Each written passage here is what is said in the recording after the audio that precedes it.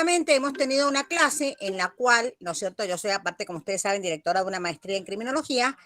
Analizamos la situación de todos los niños, niñas y adolescentes que no tienen esa contención familiar y que a partir de muy temprana edad están cometiendo hechos infractores o hechos delictivos. Justamente esta asignatura tiene esa particularidad. Se llama, como yo les comenté, adolescentes en conflicto con la ley, que ahora les decimos adolescentes en contacto con el sistema penal. Porque muchas veces este conflicto que tienen no es solamente con la ley, y no es ya con la ley. Si nosotros lo miramos, porque bueno, como dijimos, este título se lo pusieron en su oportunidad de la asignatura, cuando se hablaba de este tema conflicto con la ley. Pero en realidad el conflicto es un conflicto social, es un conflicto con la sociedad. Es la sociedad la que no acepta ciertas conductas y no acepta fundamentalmente, chicas y chicos, que esta conducta es consecuencia de la actuación de la sociedad, que muchas veces pide que tengamos determinada zapatilla, que tomemos determinada bebida, que nos pongamos determinada ropa, que nos vistamos de una manera o de otra, que si bien en muchos ambientes pareciera, ¿no es cierto?, que es una forma común y que todo el mundo puede acceder, si nos vamos a la línea de pobreza que tenemos en nuestro país, que es casi un 70% en este momento de la infancia, nos damos cuenta que no van a poder acceder a esas cuestiones que la sociedad a través de los medios tecnológicos, muchas veces ni siquiera de un televisor, de un celular. Ustedes saben cómo están trabajando las redes sociales, sobre todo algunas como TikTok, bueno, Instagram ya para más grandes, pero hay muchas, incluso hay una nueva, digamos, red social que les muestra a los niños, niñas y adolescentes determinadas situaciones de gente exitosa que se hizo exitosa por grabar un video en internet y que se llenó de dinero porque YouTube, ¿no es cierto? Bueno, popularizó a través, ¿no es cierto?, de compartir determinados contenidos esta persona. Pero eso es un éxito y ustedes lo saben, como adultos, como personas responsables, es una cuestión que, o sea, no va a durar indefinidamente, que es algo que, como todo lo que estamos viviendo en este siglo XXI, en este año 2022, después incluso de la pandemia, que todos dijimos la pandemia va a mejorar la sociedad, pero nos damos cuenta que en realidad, no sé ustedes qué piensan, porque me encanta hacer una clase interactiva, como hicimos la anterior, realmente no estamos en un progreso en la humanización, en los valores, en reconocer al otro como persona que merece precisamente este respeto por los derechos humanos. No lo estamos viendo. Y en los niños, niñas y adolescentes, esto ya es gravísimo, porque los estamos formando para ser esas personas que nos dicen, como hemos visto en la clase anterior, la Convención de los Derechos del Niño, personas, ¿no es cierto?, que están totalmente, ¿no es cierto?, digamos, incluidas socialmente. Porque la Convención nos habla de que tenemos que formar niños que aprendan a respetar el derecho humano de tercero y que tengan conductas prosociales o proactivas. Entonces, ¿con qué nos estamos encontrando en este siglo XXI referida a estos niños, niñas y adolescentes en contacto con un sistema penal que la verdad nosotros, yo fundamentalmente estoy haciendo la propuesta, como también la hablamos en la clase pasada, de que no nos incluyamos en un sistema penal con esa palabra de pena de sanción, porque las convenciones internacionales que vimos en la clase anterior, ¿qué es lo que nos dijeron? ¿Cuál era el último recurso? ¿Recuerdan eso?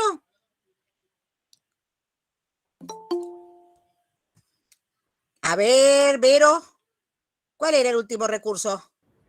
El último recurso era la institucionalización, era lo último que había que hacer. Perfecto, Vero. Entonces, ¿cuáles son las otras medidas que podemos tomar con niños y niñas en contacto con el sistema penal? Y bueno, para eso vimos también las distintas declaraciones, como la Declaración de Justicia Restaurativa, el Decálogo, las reglas de Tokio, que nos hablan de las alternativas a la privación de libertad. Ahí dicen prevención también, Mayra. O sea, también Graciela, la veo ahí muy atenta. ¿Cuál es el tema? Yo nombro a las que veo la carita, la demás no le veo la cara, no las conozco, espero que estén del otro lado. Pero de todas maneras, ¿qué es lo importante en esto, en la reflexión que hoy pretendemos hacer de la teoría del delito, que es el tema que nos convoca? Bueno, puntualmente la teoría nos habla de una teoría del delito que se hizo ¿para quiénes? Para gente adulta. Nació en los clásicos, ¿no es cierto?, con Lombroso y con todos estos criminólogos, y también, ¿no es cierto?, con Ferri, con otros autores que, bueno, no voy a poner a mencionar porque tampoco es la idea que ustedes se puedan confundir, ¿no es cierto?, sino ver la esencia. La esencia de lo que tenemos para estudiar en este siglo XXI, que yo diría el año 2022, tiene que ver con algo que se pensó hace 200 años. El Código Penal argentino, chicas, del año, perdón, chicas, porque son dos chicas, no veo varones.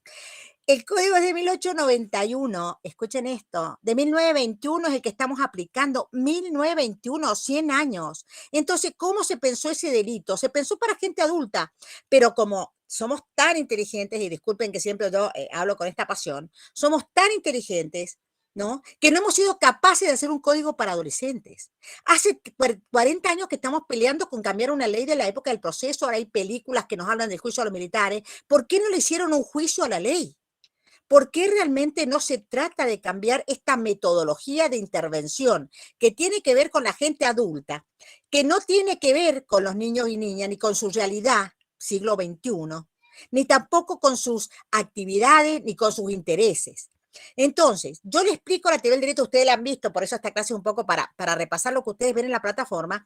Por supuesto que en la plataforma yo les explico lo que es la teoría del delito a través de las distintas teorías, porque no solamente tenemos una teoría clásica, que es la que yo generalmente aplico más con mis alumnos de esta licenciatura, que es la más básica y que está hecha así para estudiarlo, sino que en realidad el tema de la teoría del delito tiene que ver con distintas formas que fueron evolucionando en el tiempo. En un principio se hablaba de un acto, una conducta, ¿no es cierto? Un acto, ¿cómo tiene que ser ese acto, decimos? Y bueno, tiene que ser una conducta. ¿Y a qué le llamamos conducta? A aquello que entienden las personas. O sea, aquello que yo puedo reflexionar para entender que estoy haciendo un daño, quiero ese daño, y aparte sé, ¿no es cierto?, las consecuencias de mi conducta. Por eso soy capaz. Entonces, ¿cuándo entendemos que un niño y una niña no son capaces de comprender? Como dice el artículo 34 que ustedes habrán leído en la plataforma. Justamente no son capaces de comprender cuando son inmaduros.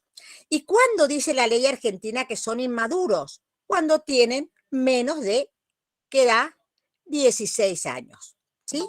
Entonces, puntualmente, lo que nosotros tenemos que tener claro es que existe una teoría donde nos da elementos, pero pensemos, y eso es lo que yo quiero reflexionar con ustedes en la clase de hoy, que esta teoría es para adultos y se aplica a adolescentes. Y así se cometen los errores, porque en realidad se aplica a la conducta. Un adolescente con 16 años que se drogó todo, porque yo he hecho una investigación última que el 90% de los chicos llegan con consumo de sustancias a la justicia. Pudo entender al momento del hecho la criminalidad del acto y dirigir sus acciones conforme a esta comprensión, como dice la ley. Les puedo asegurar que en la mayoría, y es una de las críticas que yo hago un poco con este trabajo de investigación a las evaluaciones, algunos de ustedes quizá también sea psiquiatra, psicólogo, trabajen en estos cuerpos auxiliares, y realmente vemos que no se tiene en cuenta esta variable, el consumo, o qué deterioro tiene este niño, niña o adolescente por ese consumo que hace desde los 7 o 8 años de edad. Entonces, qué importante es tener en cuenta cuando estamos analizando una teoría del delito, hacia quién la estamos aplicando. Estas son las reflexiones que me interesa que nosotros hagamos en conjunto, porque la teoría está explicada en todos los libros, actos, ¿sí? Conducta típica, antijurídica, imputable, culpable y punible. Eso dice la teoría clásica. Después tenemos los finalistas, ¿no es cierto?, que hablan de la acción final, o sea que es la conducta, el típico injusto, le dicen, lo reducen a decir el típico injusto, o cuando una persona actúa para el finalismo, ¿no es cierto?, no respetando o no cumpliendo su rol en la sociedad. Si vos no estás cumpliendo tu rol de respetar el derecho ajeno, sos un delincuente. Entonces, hay teorías objetivas que incluso dicen, bueno, la persona que tomó, aunque en el momento del hecho no pudo comprender porque estaba ebrio, sabemos que se puso ebrio sin importarle la conducta, que esa conducta posterior suya pudiera perjudicar a otro. Y por eso se llama en derecho el dolo eventual. O sea, no quise matar, pero yo tomé y no me importó si maté o si iba a matar, porque en realidad sabía que no debía tomar más. Ahora que se está propiciando en algunas provincias como ustedes que viven quizá, ya lo tienen, en otras no, el alcohol cero. Entonces, ¿qué es lo importante de esta teoría? Que nosotros tenemos que analizar cuando un niño, niña o adolescente, ahí la veo también que le he puesto la cara a María José, no sé si, veo tres caras, María José, Vero y Graciela. Bien, bueno, entonces, ¿qué es lo importante? que nosotros tengamos en cuenta que cuando estudiamos la teoría del delito, vemos distintas teorías, precisamente teorías, que nos sirven para explicar lo que es el delito. ¿Por qué? Porque hay algunas conductas que, a pesar de ser típicas, quiere decir tipicidad, que se identifican con una norma del Código Penal, como puede ser el que matare a otro, ¿sí? El que matare a otro tendrá una sanción de 8 a 25 años de prisión. O el que causare la muerte, ¿no es cierto? Entonces, hay situaciones en las que una persona causa la muerte.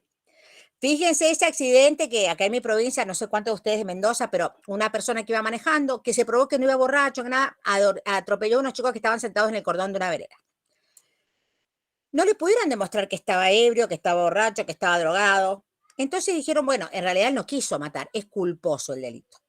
Por eso es importante, ¿para qué nos sirve la teoría? Para determinar si un delito es doloso, si es culposo, por qué, como le va a Flavia, por qué tenemos situaciones en las cuales la gente dice injusticia. ¿Por qué? Porque mire, me mató a mi hija y iba borracho, iba mal, le pusieron culposo, le pusieron 6 años de prisión, cuando en realidad mató 2 personas, por ejemplo, ¿sí? Entonces, ¿para qué nos sirve saber la teoría del delito? Primero, para saber por qué un adolescente de 14 años no se sanciona con ninguna pena. ¿Por qué? Porque para la ley, cuando una conducta es delito, cuando es una conducta típica, identificable con el códice del Código Penal, una conducta antijurídica, porque no hay ninguna causal que excuse esta conducta. Por ejemplo, si yo soy un policía y voy en allanamiento y rompo la puerta, es un daño. Pero no me van a acusar de daño porque yo tengo una justificación para romper esa puerta. O bien, una causal que habla, por ejemplo, para evitar un mal mayor. Yo, por ejemplo, voy en mi auto, ¿no? Y voy a atropellar un perro y bueno, la verdad, no quise atropellar al perro y me atropellé una puerta por esquivar el perro. Entonces, ¿qué pasa? Para evitar un mal menor, que por ejemplo es atropellar un cajón o una pared, no maté a un perro y ni hablar si fuera una persona. Entonces, hay causas, como la legítima defensa también, que excluyen la antijuricidad. Y la legítima defensa es interesante que la conversemos. ¿Por qué? Porque es lo que generalmente dicen, mire, lo maté dentro de mi casa, si lo maté afuera, qué pena tengo, me estaba defendiendo, el médico ese que tenía el arma, el cuchillo, el arma en la maceta. Entonces, ¿qué dice la ley? Se puede justificar una conducta antijurídica como legítima defensa cuando una persona que no provocó, recibe una agresión, ¿no es cierto?, de parte de una persona, de un tercero, y responde a esta agresión de manera adecuada. ¿En qué sentido? No se excede. Entonces, los requisitos que ustedes van a ver para la legítima defensa son precisamente tener una agresión ilegítima de parte de una persona, y usted dirá, pero doctora, ¿cuándo hay legitimidad? Y bueno, justamente hay legitimidad cuando yo respondo a una agresión. Pero si alguien viene y me agrede ilegítimamente y yo respondo de forma que sea adecuada o concordante con esta agresión, ahí Vero está levantando la mano, ya la vemos, Vero. Entonces, si yo no provoqué la lesión, me agreden y yo respondo para defender mi derecho o de terceros de una manera adecuada, o sea, no es que, no, mira, yo tuve un caso de un adolescente y me miró raro, entonces le agarré el cuchillo y le clavé en la panza porque me agredió con esa mirada. O sea, ahí ni siquiera habría acceso a una legítima defensa porque no hay una agresión real. Acá lo que tenemos que tener en cuenta es que existe una agresión real, que yo no la haya provocado y que yo responda de manera acorde a esa agresión, no en exceso. ¿Me entienden? Entonces, si se reúnen esos requisitos de legítima defensa, y la legítima defensa privilegiada es cuando alguien ingresa a mi casa, por ejemplo, ¿no es cierto?, de manera, por supuesto, ilegal. Yo le digo que esto para mí me da risa, perdónenme, porque el artículo dice, si yo previamente le tengo que decir, andate, y si no se va, ahí le puedo dar el tiro. Pero bueno, en esas circunstancias va a ser un poco difícil que una persona diga, te vas. Entonces, ¿yo cómo pruebo que le dije te vas y no se fue? Y ahí respondí con una agresión. ¿Por qué hablamos de legítima defensa privilegiada? Porque en esta, cuando se nos meten en la casa, por una puerta, por una ventana, no existe esta correlación o digamos, equilibrio entre la respuesta que yo doy. Porque yo tengo una persona que está dentro de mi casa, yo no sé qué va a hacer ni qué me quiere hacer. Entonces, capaz que yo saco un revólver y le pego un tiro, pero está dentro de mi casa. Entonces, la legítima defensa en ese caso, aunque quizá el medio empleado para repelerla no sea equilibrado, al tenerlo adentro de mi casa, yo ya puedo responder de una manera más agresiva. ¿Me entienden esto? No estoy potenciando la agresión, simplemente estoy explicando de lo que se trata la legítima defensa y la legítima defensa privilegiada. Y a veces existe exceso en la legítima defensa, lo que nos baja la sanción. No nos dan, uno mata a una persona, fue un exceso. ¿Y por qué exceso? Y porque en realidad yo vi a esta persona, creía que me iba a agredir, que me iba a matar, y resulta que yo te metió la mano en el bolsillo, que tiene un arma y no, tenía un caramelo, y yo le pegué el tiro, y bueno, se excedió, señor, porque él lo venía a agredir, a lo mejor le dijo que tenía un arma, no la tenía, y usted sin probar que tenía un arma, quizá le pegó el tiro. Pero lo importante acá es que exista un medio empleado para repelerlo que sea el adecuado o que sea coherente con la agresión. Y otro de los temas importantes que también tenemos que evaluar es que aparte de que esta conducta sea típica, o sea, que esté dentro del Código Penal, que sea antijurídica, o sea, que no exista ninguna excusa, perdón, ninguna causa que excluya la antijuricidad, ¿sí? Que sea imputable la persona. Y para ser imputable, esa persona tiene que saber razonar. Tiene que ser mayor de 16 y que la pena no sea inferior a 2 años de prisión o penada con multa de inhabilitación. Y aparte de eso, no tiene que tener, como dice el artículo 34, ya le doy la palabra a Vero, inobservancia, ¿no es cierto? Perdón, insuficiencia de las facultades mentales, o que tenga estados de inconsciencia, o que tenga un error. El error, yo siempre doy el ejemplo del auto. Yo soy re distraída, entonces voy con mi llave y a un auto igual que el mío, yo creo que es el mío, le meto la llave y le entro. Y bueno, en realidad parecía como que estaba por hurtar ese auto, pero en realidad lo que hice fue un error. Que es excusable, porque es donde yo lo pongo y vengo mareada de la facultad de dar clase, cansada y no me di cuenta. ¿Me entienden? Errores excusables. Entonces, cuando yo creo una cosa y no es que yo le quise robar el auto, es que me confundí. Entonces, hay que tener claro que tiene que ser una conducta, que tiene que ser típica, que tiene que ser antijurídica, sin causales que justifiquen, que sea imputable porque yo no estoy en un grado de inconsciencia o no soy idiota o demente con un 50% o menos digamos, de inteligencia, por decirlo así, que tampoco exista una alteración morbosa en las facultades que tengo como una esquizofrenia o algo que me impida comprender. Y sobre todo está este término, que me impida comprender. El juez valorará con los peritos si esta insuficiencia mía me impidió comprender. Porque ustedes verán que hay gente que tiene a lo mejor un retardo mental o una esquizofrenia, pero entiende lo que hace. Y eso lo van a decir los peritos. Y el último, ¿no es cierto?, que sería imputable, es el término de punibilidad. La culpabilidad es la consecuencia de ser imputable. Si yo comprendo, soy culpable. Y la culpabilidad puede ser culpa por dolo o culpa por esa misma palabra culpa. La culpa por dolo va a ser precisamente cuando yo cometo una conducta porque quiero perjudicar a otro. Y la culpa tiene que ver con esto, como le dije recién. O sea, yo no observé, ¿no es cierto?, como estas chicas que mataron por estar a la niñita Guadalupe, porque no observaron las reglas de su profesión, ¿sí? Inobservancia de estas reglas que tienen que cumplir, o bien por negligencia, por impericia, ¿sí? O también, ¿no es cierto?, por imprudencia.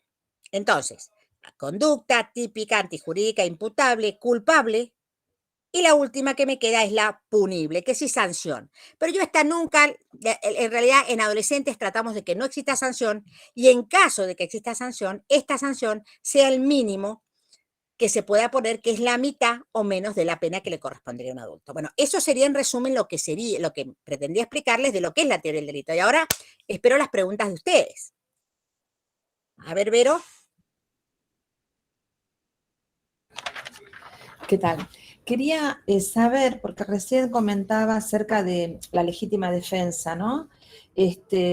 Cuando no provocó el hecho y recibe una agresión, y la respuesta es de manera adecuada, ¿no? Y yo pensaba, no sé, el primer caso, una violencia de género, donde recibe, por ejemplo, una golpiza o una agresión física, y la mujer responde, bueno, lo termina matando. Vamos a hacer gráficos para poder entender. Quizás puede, digo yo, cómo se mide el exceso en esta reacción. porque quizás puede sonar excesivo porque por ahí él, más allá de por ahí, no fue un golpe, pero sí pudo haber un tipo de agresión, pero además quizás arrastre ella situaciones, ¿no? De ese tipo, entonces reacciona y suena como desmedido, desmesurado, pero hay una historia. Digo, ¿cómo es que se mide el exceso en estas circunstancias? Puntualmente hay una jurisprudencia que yo estudié hace muchos años atrás, le puedo decir 20 años, ya la Corte de nuestra querida provincia, en ese momento, juristas notables, la doctora Aymerich, por ejemplo, ella había resuelto, que ya falleció, ella pobre, pero ella había resuelto en un caso donde una señora le pegaban, le pegaban, le pegaban, y cuando encontró al marido dormido, lo mató. No lo había agredido en ese momento, ¿no es cierto? En ese caso se pensó, sí, no se lo carotuló como exceso de legítima defensa, pero sí como emoción violenta, que también es algo mucho menor en cuanto a canción, porque la mujer había tenido ese castigo diario y cuando tuvo la oportunidad lo mató. Ustedes vieron el caso en la televisión del juicio por jurado, donde una persona que también el marido la había estado victimizando todo el tiempo, ellos dijeron no es culpable, no la calificaron como exceso de legítima defensa, no es culpable. Pero en el caso puntual, yo creo que se meritúa y el tribunal tiene que tener en cuenta los antecedentes para saber que realmente en ese caso puede haber un exceso, pero no sé hasta qué punto, porque ese señor la victimizó, la victimizó, la victimizó, y la mujer hasta puede ser inimputable en cuanto a que en ese momento no pudo razonar ni dirigir su acción, porque estaba tan obnubilada con esa violencia permanente que se emocionó, como decimos, la emoción violenta, y fue y actuó. Entonces, quizás no puede hacer exceso en legítima defensa, pero puede ser emoción violenta, o podría, en su caso, si él está pegando, la chica saca un revólver, le pega un tiro, ahí podría ser un exceso, pero tendríamos que morigerar igual la sanción, porque hay una victimización previa. Y esto, chicas y varones, no veo ningún varón, pero dijo chicas, y esto, chicas, tiene que ver con esto que hablamos, la perspectiva de género. La perspectiva de género. Sí. Un tribunal va a juzgar con perspectiva de género cuando vea estas situaciones. Sí, acá de María. Gracias, María. profe. No, por favor. Hola, estoy medio afónica. Y Buenísimo. hago una pregunta. Si un niño, niña o adolescente hace un delito de Sí, los 16 a los 18, ¿no? ¿Cuándo sí. se lo juzga? Después de todo, eso es lo que, por ejemplo, un chico de 16 a 18 mata a alguien, un crimen así grave. Sí. Yo sé que hay que tomar las medidas de protección, y que no puede ir preso, y que si va preso tiene que hasta después de los 18, y que también el coso es en tentativa, todo eso sí, pero ¿cuándo se le hace el juicio? ¿Después de los 18 o No, no. antes? El juicio se hace inmediatamente prácticamente. Lo que pasa es que nosotros no hemos visto todavía esa parte, que es la cesura, que la vamos a la próxima clase, que es la ley 22.278, que nos dice como requisitos para sancionar, que tiene que tener ya el juicio hecho, declaración de responsabilidad, 18 años de edad y mínimamente un año de medidas de protección o medidas de educación, o tutelares, dice la ley. Y aparte, una audiencia donde el juez, el fiscal y el defensor meritúen si necesita o hay que aplicar esa pena. Entonces, ¿qué es lo importante acá? Tener claro que el juicio se hace antes. El juicio se hace apenas se puede. Se puede hacer juicio abreviado, que lo hacen los jueces de primera instancia, que es cuando la pena es hasta 10 años de prisión, o sancionados con multa o inhabilitación. Y también es muy importante tener en cuenta que para poder hacer ese juicio, tenemos que evaluar desde el cuerpo auxiliar interdisciplinario si ese chico comprendió o no comprendió, artículo 34 de la ley, y cuáles son las características de este adolescente para poder aplicar también medidas de protección. No quiere decir que no puede ir preso antes de los 18, puede ir privado de libertad como medida de protección cuando hay un delito que sea o que haya puesto en grave riesgo la vida de unas personas, ¿sí? O haya reiteración de hechos sin que haga caso a las medidas de la justicia. ¿Entiende eso? Bueno. No, A ver por qué eso creo que se pregunta. llama de Ah, sanción eventual, Leandro. ¿no? Apareció un varón. Va a ver, Leandro, quiero ver su carita. No me anda la cámara de la compu. Bueno, está bien. Igual estoy muy desmejorado. Yo soy el que le escribió que estuve con neumonía, todo, así que soy Ah, muy bueno. flaco y no soy coqueto y no me voy a mostrar. No se haga problema. Yo me muestro, aunque me dé vergüenza, pero bueno, aquí estamos.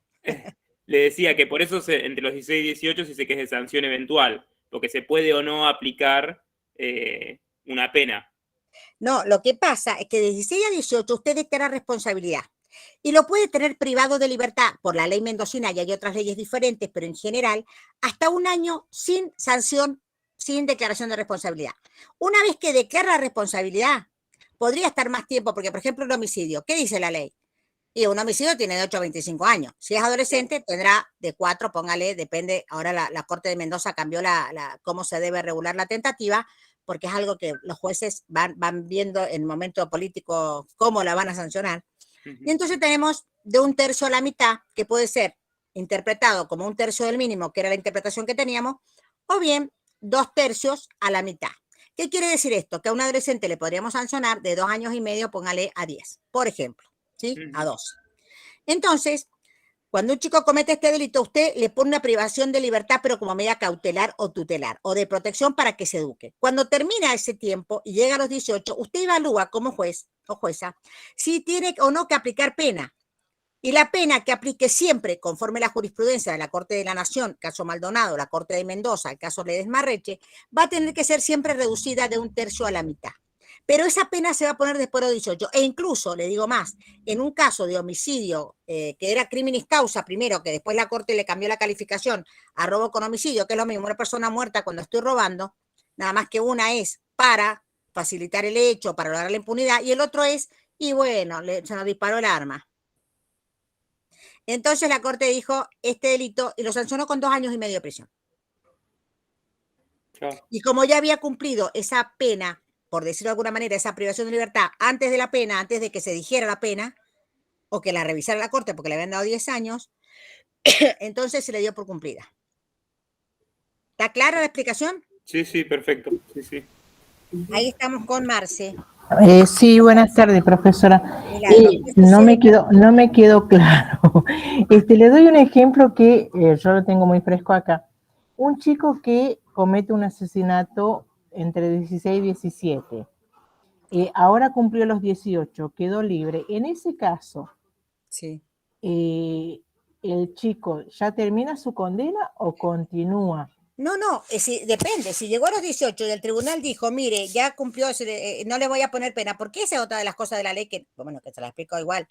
La ley argentina dice que uno puede absolver de pena cuando sea reeducado. Entonces, tiene 18, yo meritúo, digo, bueno, el chico en realidad lo mató, sí, pero mirá, tenía 16, estaba poco con la droga, ahora mirá, es excelente, salió abanderado en el sistema de protección, tiene excelentes calificaciones, está de novio, la familia lo va a contener, fue un tema porque se juntó con no sé quién, y entonces no es necesario aplicar pena, no le aplican pena. Ajá. Y tiene 18 y no tiene pena. Pero eso lo resuelve el juez. No le aplicó pena o le aplicó la mitad de la pena. Son las dos opciones. Bien.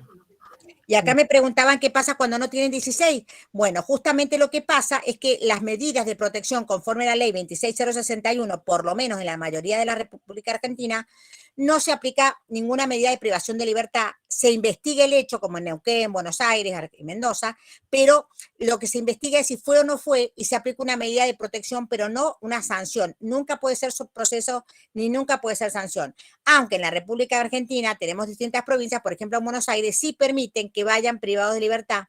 En Mendoza no permiten que los menores de 16, por más delito grave que sea, vayan privados de libertad. Si es justo o injusto, analícenlo ustedes.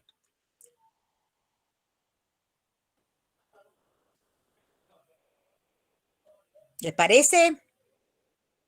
A ver qué otra duda les ha surgido de esta explicación que hemos dado esta tarde. Y yo les vuelvo a pedir disculpas por el tema, pero miren, tengo el WhatsApp acá, a esta chica le voy a tener que dar la clase el viernes de nuevo. Bonito. No sé si está presente la que habíamos hablado.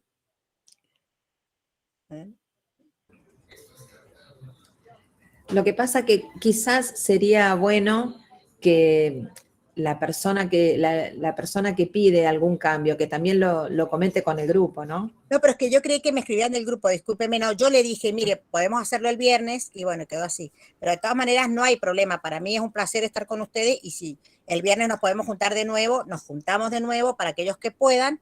Yo de todas maneras, a las 7:30, que es la hora que nos juntamos, volvemos a estar reunidos.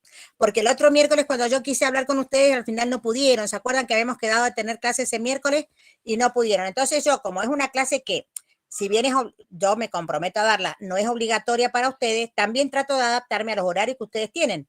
porque de nada sirve que yo ponga un día y ustedes no puedan venir, porque la clase es para precisamente hacer esto que estamos haciendo hoy, que es solucionar dudas, explicar algún tema que sea más escabroso y sobre todo contactarnos para seguir adelante con esta asignatura.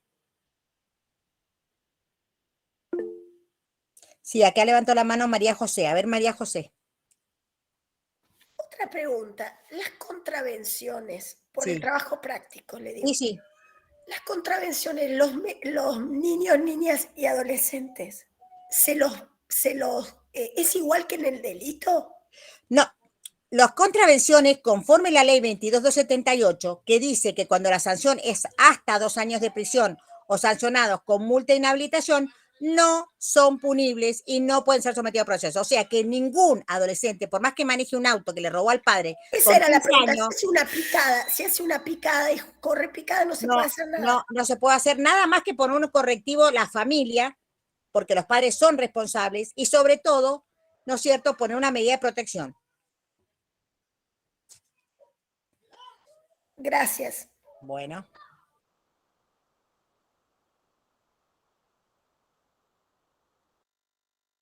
¿Duda con respecto a este tema?